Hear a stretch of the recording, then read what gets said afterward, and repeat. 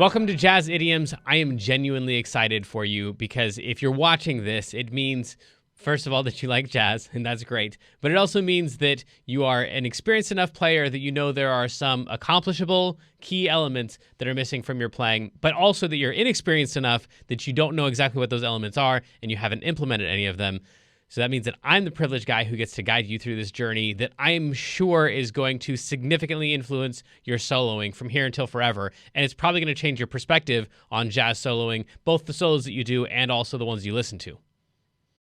So let's start out by stating the obvious. We're once again comparing music to a language. We're saying there are such things as jazz idioms. An idiom in any language is just a group of words that means something to people who are fluent both in the language and in the culture. So, for example, when we say, it's raining cats and dogs, you have to, first of all, know what those individual words mean. You have to know the language, but then you also have to be a part of the culture to know what in the world that we're talking about. There aren't actual felines and canines falling from the sky. It just means that it's raining like crazy, which also doesn't mean anything, like crazy, right? So you have to be not only in the language and know all of the words, but you also have to be a part of the culture. So these jazz idioms are things that people who are just fluent in jazz use these things all the time. They are, you can pick apart the individual notes, but the individual notes don't really mean as much as the entire phrase as a whole.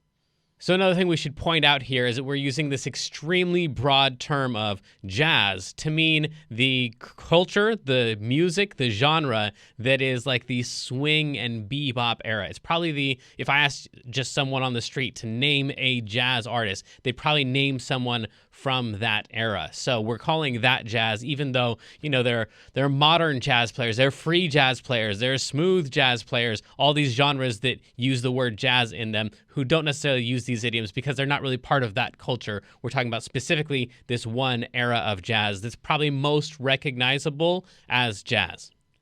So something else that we might want to point out here is that idioms can be manipulated and moved around a lot. So, and it's going to be the same thing with these jazz idioms. When we teach you a jazz idiom, the right way to play it, the actual players use that same concept in multiple different ways. So, for example, we have an idiom that says you can kill two birds with one stone. Like that set of words means a thing, but then we never use it exactly that way. We always, manipulate it around. So he's trying to kill two birds with one stone, or this looks like a situation where you might be able to use one stone to kill two birds, or whatever. As long as you still have the two birds and you have the one stone, and the one stone is doing the killing of the two birds. Well, that's kind of a violent one. As long as that's happening, then you're using that idiom appropriately. You wouldn't want to always use the exact same words on an idiom. So all this stuff that we're about to show you can be manipulated and moved around and altered as long as it kind of stays, the key elements stay together. All right, and it might seem like we're kind of beating a dead horse here. There's another one, but I want to talk about two more things in the language before we get to the actual notes. And that is that an idiom is different from a quote in that an idiom is frequently shorter than a quote, but more importantly, it lacks the contextual and emotional baggage that a quote does. So a quote is going to take us to a specific place, a specific time. Everyone's going to be feeling similar emotions, whereas an idiom is just a phrase that we use without any of that baggage. You can just keep on moving and no one even really notices it as an idiom until someone points out the cats and dogs aren't actually falling from the sky. So if I say, that one, then everyone's like, whatever, he's talking about the weather. But if I say, may the force be with you, like now everybody's laser focused on the same exact context. I may have even indicated something with my quote about my life experience or my interests. Same thing with playing jazz. If you play a quote, that's going to be so specific that it's going to take everyone to that particular place. So some other examples would be if I say, go ahead, make my day. I'm obviously talking about like a movie, a guy, a situation, an attitude, right? Versus if I say, don't put all your eggs in one basket, then that's just a phrase that we just say. So quotes and idioms are different. In music, that's going to come across as something like if I was going to play.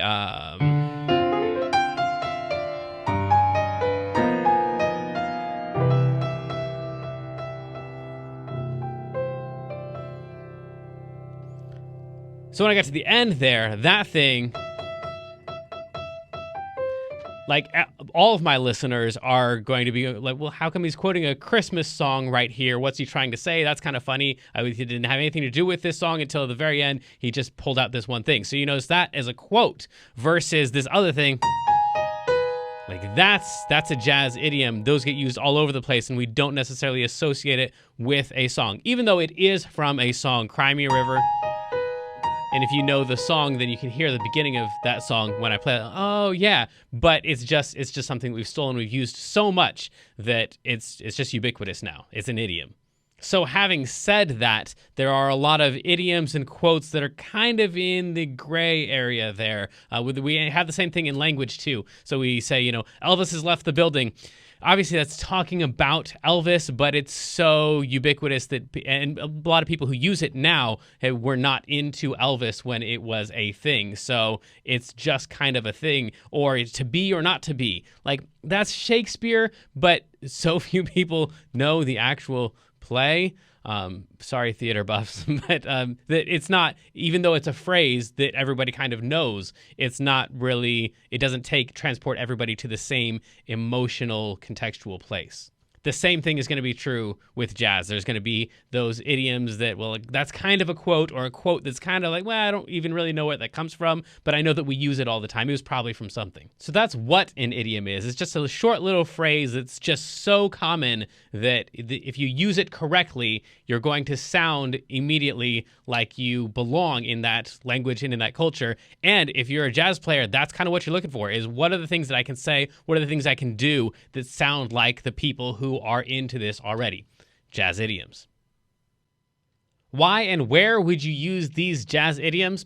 Well, they're all over the place. In the same way that you can't talk for 30 seconds without accidentally using some idiom in your language, you can't transcribe a jazz solo from like the swing and bebop era of any length at all without running into at least one, maybe several or dozens of these idioms just crammed in there without even the knowledge. It's not like these people are consciously deciding, oh, I'm going to use this idiom right here, any more than you choose that when you're speaking, but they're just all over the place. So breaking it down and figuring out what each of the individual chunks is will help you transcribe solos way faster, and then when you start incorporating them appropriately in your own solos, then it's going to make you sound more like you belong with people. And really, honestly, isn't that the goal of this anyway? Probably not supposed to say it out loud. The real goal is to make you sound more like a jazz musician to other jazz musicians, because you can sound like a jazz musician to just the average listener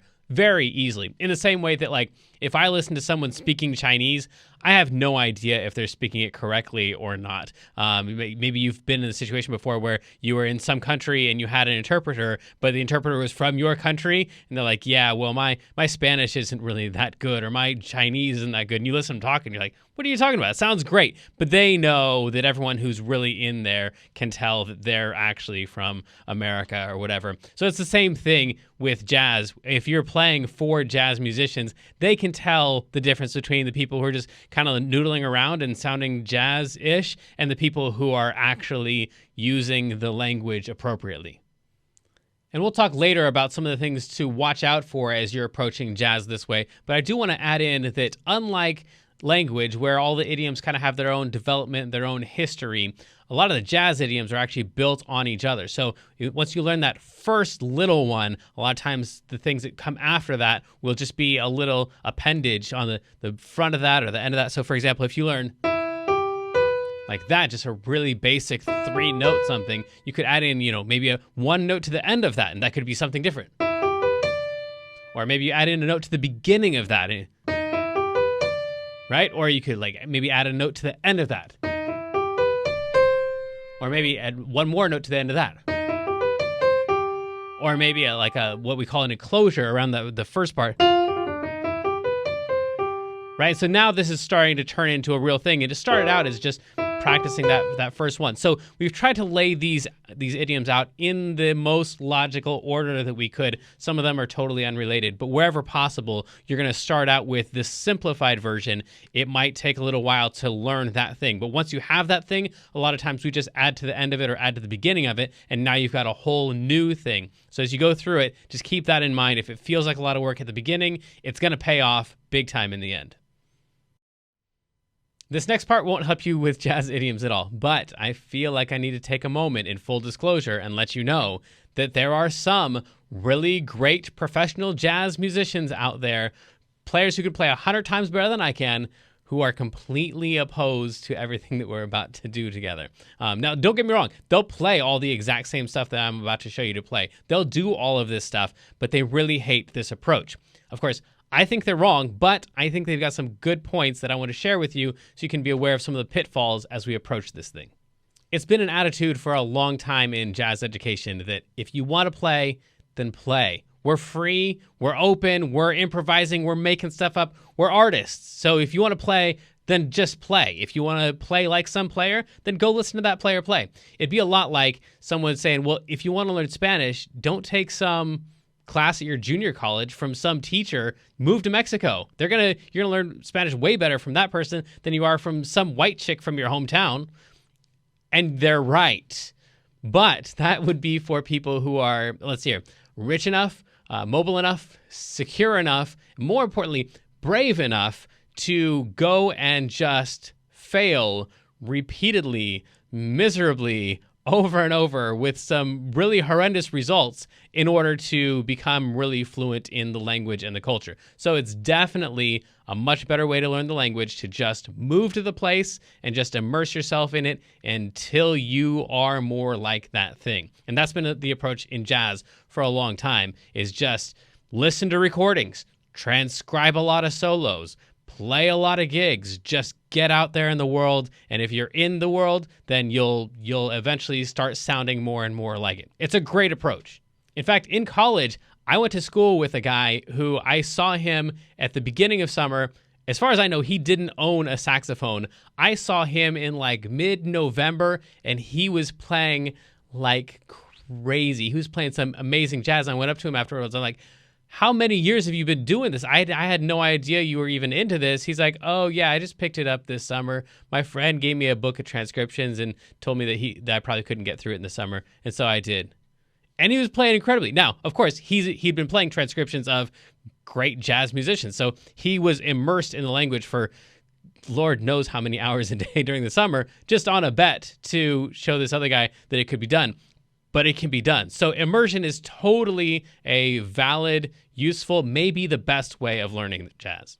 And to be honest, the criticism of breaking it down too much is kind of legit too, because they usually refer to it as learning licks, right? And that's just like, what can I do here that's going to sound really cool? And then if you learn enough licks and you paste them all together, well then apparently you're supposed to have a solo. But it doesn't work out that way at all.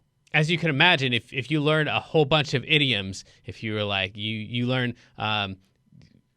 don't put all your eggs in one basket. You learn a piece of cake. You learn that guy's not playing with a full deck of cards. And then it's raining cats and dogs, and cat's got your tongue. And you learn a whole bunch of idioms. And then you just try to put them all together now. Make a sentence. You've got all the right idioms, the right licks. So you come up with some crazy stuff. Looks like you've got so many eggs in your piece of cake basket that you're not playing with a full deck of cards, and it's going to end up raining cats and dogs that's got your tongue. Like, anyone who speaks language, like, that's crazy nonsense. Now, again, a person who doesn't speak our language, well, yeah, sure, that sounds as much like English as anybody else who's speaking the language. But to anyone who speaks the language, like, wow, okay, well, it looks like you've been doing some work on something, but you definitely are not like me at all. So that's kind of the way that jazz players feel when they hear someone just playing licks. To everyone who doesn't know anything about jazz, yes, that guy's really great. He plays a lot of jazz. And for all the jazz players, they're going, yeah, okay, how long until this guy's off the stage so somebody else who knows the language, knows the culture, can get up and play? Now, why I think this is different from that is because we're not going to be trying to just learn licks or just play cool things. And I'm not going to recommend that you take a bunch of these idioms and you string them all together. However, knowing what the different parts are, the different components of the solos, is going to make it way faster when you hear one of these things, and instead of having to transcribe that thing and go, oh, great. So what was the first note of that thing again? Just being able to go, okay, that was an enclosure, and then it was a flip, and then it ended with a, knowing what the different parts are that make up these solos makes it way easier to transcribe solos, to make up your own, and eventually knowing that these things exist and practicing these things, they will just eventually seep into your own playing. Because there's no way that you're going to use an idiom, no way you're ever going to say, it's raining cats and dogs, unless someone says it and you go, what in the world does that mean? Someone else, oh yeah, well that means that it's just raining a lot. It's just a saying that we use. Oh, okay. And then you try it out on your own. And the first time you totally mangle it, and everyone who is around is, what are you talking about? That's not the right place. Oh, okay, well, let me try it this way. And you try it in a bunch of different situations and eventually get better at it. But at least you start off with some component of like, this is a thing and you can try using it in this situation. It doesn't always work. And the more you do that, it's kind of a safer way to get into it rather than just trying to go out and just play. So keep that in mind as you learn more idioms. The goal is not to string these things all together so you can sound like a great jazz musician. The goal is that you start identifying these things and they eventually work their way into your own playing.